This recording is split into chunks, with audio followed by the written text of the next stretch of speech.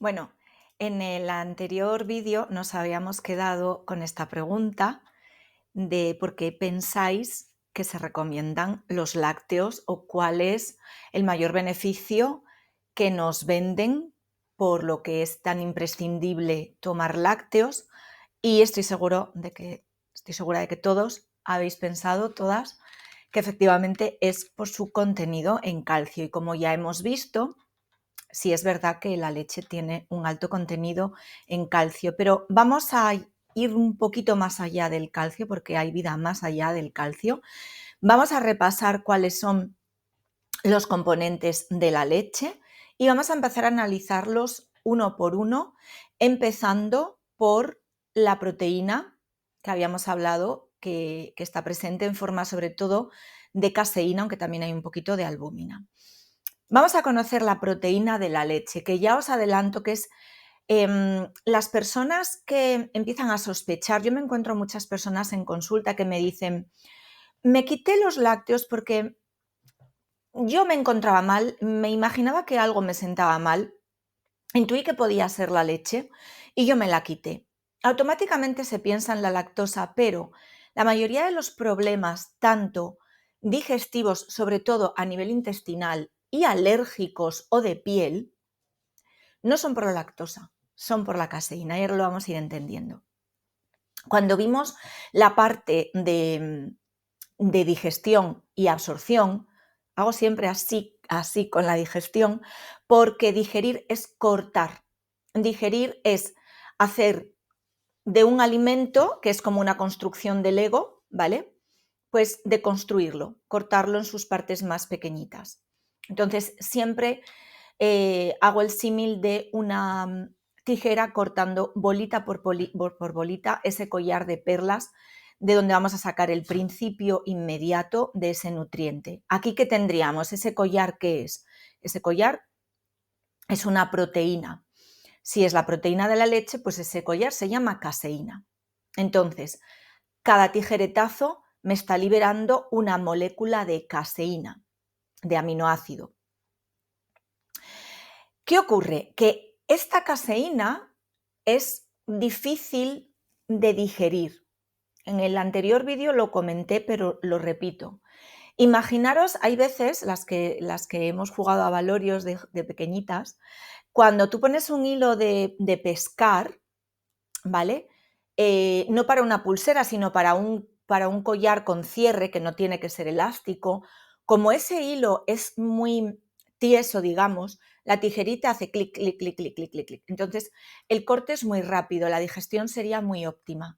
Pero si yo aquí hago, yo que llevo estas pulseritas tan monas de cuarzos y cristales, ¿veis que esto, si yo quiero cortar esto, va a ser muy complicado para mí, si no tenso, porque yo meto aquí la tijera y se me va? Esto pasa exactamente igual con el gluten.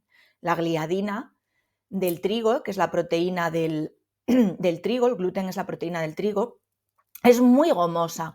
Y es lo que ocurre, que tú metes la tijera y entonces van a quedar trozos de proteína parcialmente digeridos. En vez de ir bolita por bolita, yo igual entre tijeretazo y tijeretazo me dejo esto, ¿vale? Esto es una proteína parcialmente digerida que, como dije anteriormente, nos puede dañar el intestino. Depende de cómo esté el intestino de cada uno y todo esto es generalizando.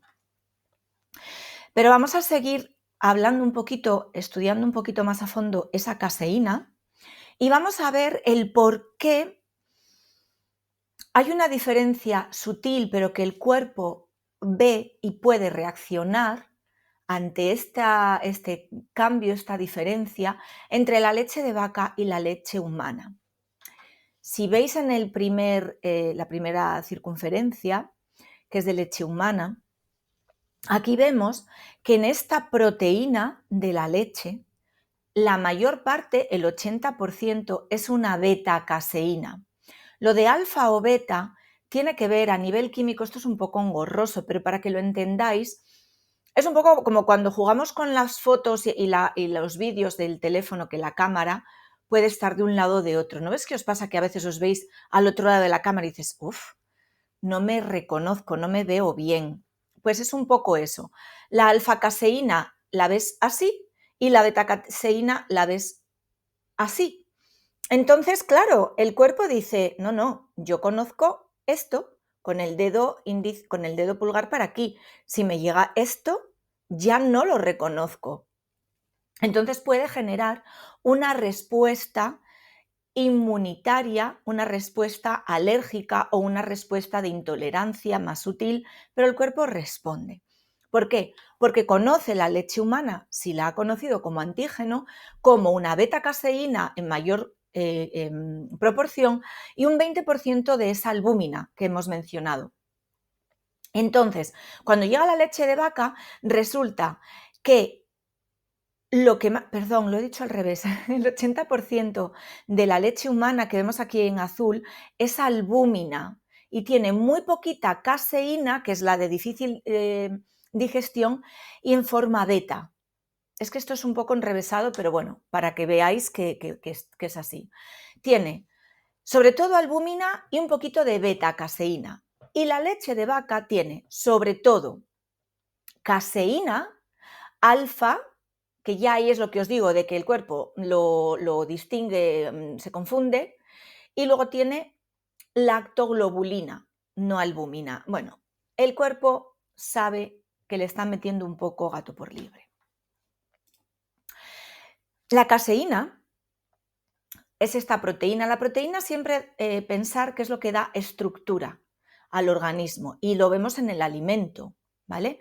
Si un queso tiene esta consistencia que se corta y un yogur tiene una consistencia más de cuchara, ¿dónde hay más caseína? ¿En el yogur o en el queso? Pues en el queso, porque es lo que nos da esa fortaleza. Entonces, es lo que acabamos de decir. Hay estudios científicos que demuestran que en nuestro organismo, al romperse la cadena de aminoácidos que forman la alfa-caseína, lo que queda libre confunde al sistema inmune. Y luego además hay una cosa también que dificulta mucho la digestión del lácteo, porque la proteína, para digerirse en el estómago, para que esta tijera funcione bien, necesita de forma imprescindible, la proteína es de medio ácido, de un pH alto.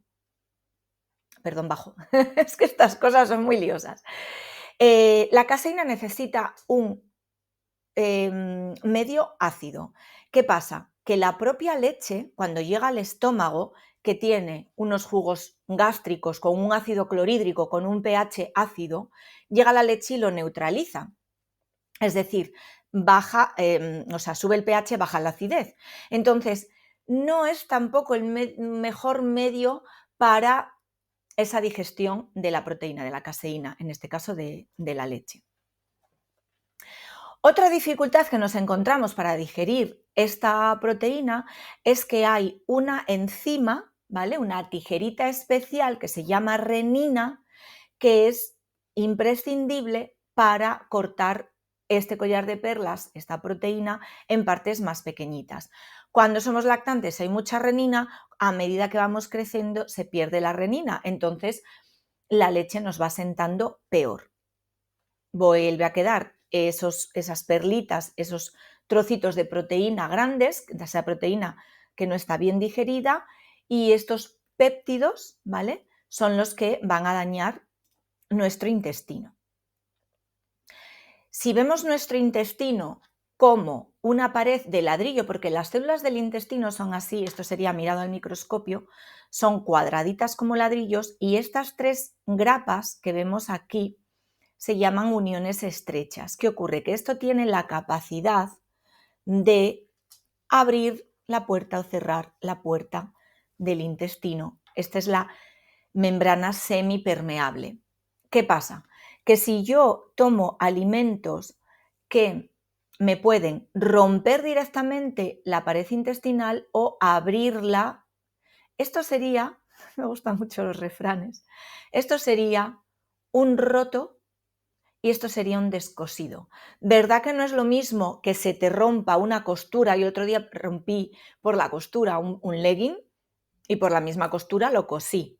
Pero se me rompió una camisa de rayas, la tela, y eso, vamos, si lo zurzo, se va a notar esa costura ahí ruda. Entonces, esto es mucho más complicado. ¿Qué ocurre aquí? Esto sería un poco el símil de esa pared intestinal. ¿Qué ocurre aquí? Que si yo tengo esto roto y esto continuamente abierto, es como dejar las puertas de mi casa abiertas todo el día a que entre cualquiera. Entonces, por aquí se van a colar, ¿qué? Pesticidas, colorantes, conservantes, productos químicos, saborizantes, patógenos, sustancias más inflamatorias, sustancias indeseables que en condiciones normales el intestino es capaz de seleccionar. Pasa el nutriente, no pasa el pesticida, pasa el nutriente, no pasa el antibiótico, pasa el nutriente, no pasa la hormona. Pero esto queda abierto, todo esto se cuela, entra toxinas, microorganismos, proteínas, todo por este hueco que ha quedado abierto, pasa al torrente sanguíneo y aquí el sistema inmune, viendo esto, ¿qué creéis que va a hacer? Como poco, pedir papeles. Documentación, por favor. Esto es como en un aeropuerto. El pasaporte. Entonces van a venir aquí y como a este no lo reconozca, van a atacar. ¿Vale? Si esto pasa de vez en cuando, hay un alimento que yo no digiero bien, me abre, pero yo luego vuelvo a una pauta de alimentación que no supone un reto para mi salud, para mi pared intestinal, la pared intestinal se cierra, pues no pasa nada. Pero cuando esto sucede a niveles muy continuos, frecuentemente, por poquito que sea, porque hay veces que hay gente que me dice, bueno, yo, por ejemplo, hago una propuesta, puede ser que yo haga una propuesta a una persona con una inflamación intestinal de decirle vamos a quitar toda la leche durante un tiempo para observar. Me dicen, bueno, es que solamente tomo una gotita, es que es una nube en el café. Digo, ya, pero es que esa nube a lo mejor no es un cañonazo aquí. ¿Veis que hay diferentes? No es un cañonazo, ¿vale? Un misil que me deja esta rotura, pero estos pequeños agujeritos que son pinchacitos con alfiler, ¿qué creéis? Por aquí se cuela todo también. Entonces, esto también hay que tenerlo en cuenta y hay que pararlo. Entonces, ¿qué ocurre? Que estos péptidos continuamente en sangre, estas roturas continuas de mi pared intestinal, entrada libre, sistema inmune, continuamente preguntando a estas sustancias extrañas que no conoce, pero que piensa que puede ser una amenaza, que es potencialmente dañino, que se activa. Incluso si hay mucho movimiento, tiene que pedir refuerzos. Entonces, te está entrando a lo mejor, no sé, el virus del chiquillo que te trae del colegio y tienes que tener una patrulla de soldados en el sistema respiratorio, que es por donde te está entrando, y ves que es que no tengo, es que tengo un montón de patrullas puestas en el intestino, porque cada vez me entran sustancias más extrañas. Entonces, todo este sistema inmune activado es muy caro para el organismo. Va a generar un sinfín de síntomas reactivos muy parecidos a los de la alergia y me va a generar un coste energético en ATP que me va también a manifestar cansancio, agotamiento, y todas estas sustancias extrañas juegan un papel de tóxicos que yo tengo que limpiar de una manera extra. Voy a comprometer mi sistema hepático, mi sistema renal, y voy a tener esa sensación de intoxicación, de resaca, de me duele la cabeza, me tomo un ibuprofeno y no se me quita, porque no hay inflamación, hay porquería, hay toxemia. Tenemos que limpiar. Entonces, ¿qué ocurre? Que en ese intento de limpiar, ¿cómo limpia el organismo? Igual que esto, a base de agua y moco. Imaginaros que hay un parásito en el intestino, ¿vale? Ha anidado ahí y además yo tengo mi intestino hecho un colador y se me juntan, pues eso, tóxicos, un montón de cosas. ¿Cómo limpio yo todo lo que hay ahí. Pues igual que aquí, moco, estornudo, pues puede que tenga unas heces muy mucosas. Hay personas, no sé si os dais cuenta, alguien que haya tenido, yo pregunto muchas veces, mucosidad en las heces, cuando después de defecar notas como baba, ahí hay algo. Gérmenes, patógenos, sobrecrecimientos, cándidas, parásitos, algo hay. O mucho tóxico que el organismo intenta eliminar. Esas diarreas explosivas que de repente es como que sale como con mucha presión, con gas, líquidas, con fuerza. Me vais a perdonar mis símiles, yo siempre igual, pero ¿por qué estornudamos?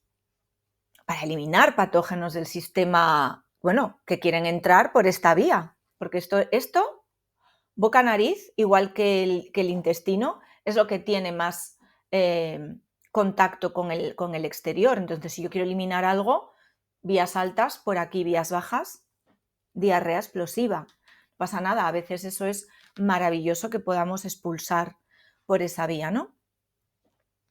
Entonces, si tenemos que eliminar cadáveres, porque si aquí se ha liado una guerra y yo me he estado cargando un montón de bichejos, estos cadáveres los voy a tener que limpiar a través de lo que pueda, pero también a través, por ejemplo, de la piel. Cuando está muy sobrecargado tanto el hígado como el riñón, otra vía de excreción va a ser la piel, ¿vale?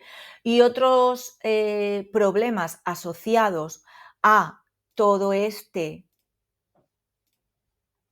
torrente sanguíneo, esto se llama toxemia, ¿vale? Tóxicos en sangre. Glucemia es glucosa en sangre, pues toxemia son tóxicos en sangre. Entonces, ¿qué ocurre?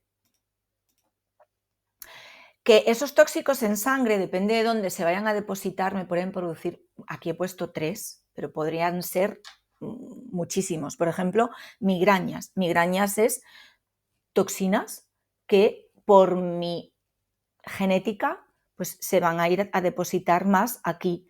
Si yo esto lo asocio que aunque, por ejemplo, duermo poco y no le doy el tiempo suficiente a mi sistema linfático de que por la noche me barra todos estos tóxicos a nivel de cerebro, pues voy a tener mucha tendencia a las migrañas. Si se me depositan en articulaciones, voy a tener esa tendencia a la artritis reumatoide. ¿Qué ocurre? Que es autoinmune.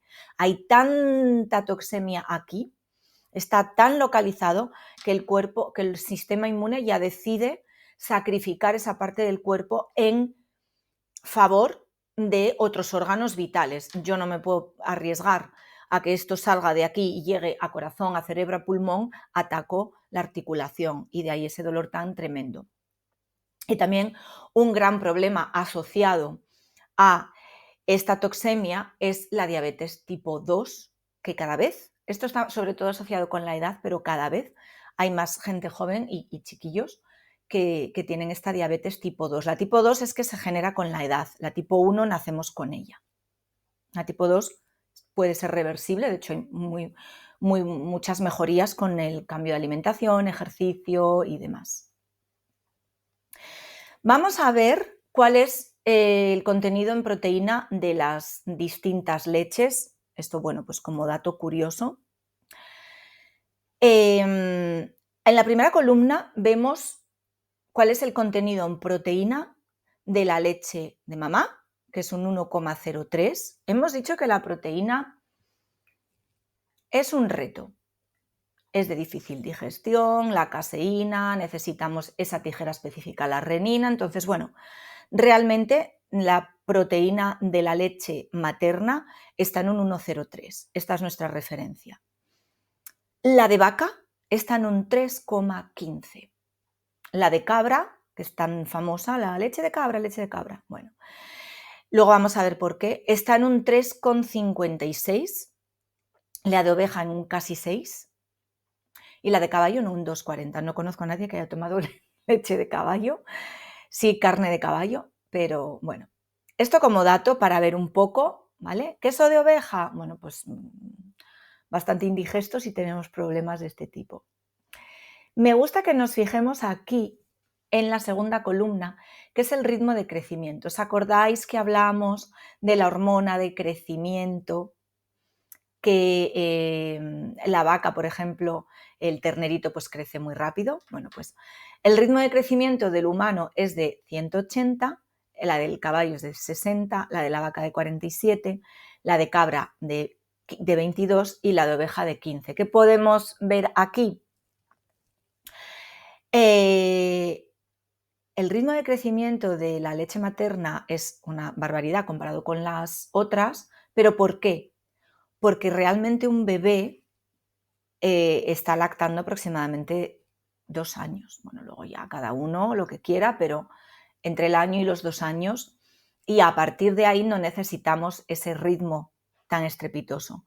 Sin embargo, si tomamos leche de vaca que tiene un ritmo de crecimiento de 47, si por ejemplo pensamos en el cáncer que no nos interesaba ese ritmo de crecimiento tan grande, pues por eso aquí sí que es más recomendable las leches de cabra. Pero bueno, básicamente es por el tema del factor de crecimiento, ¿vale?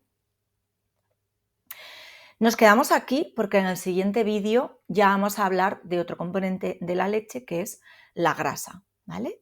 Nos vemos en el siguiente.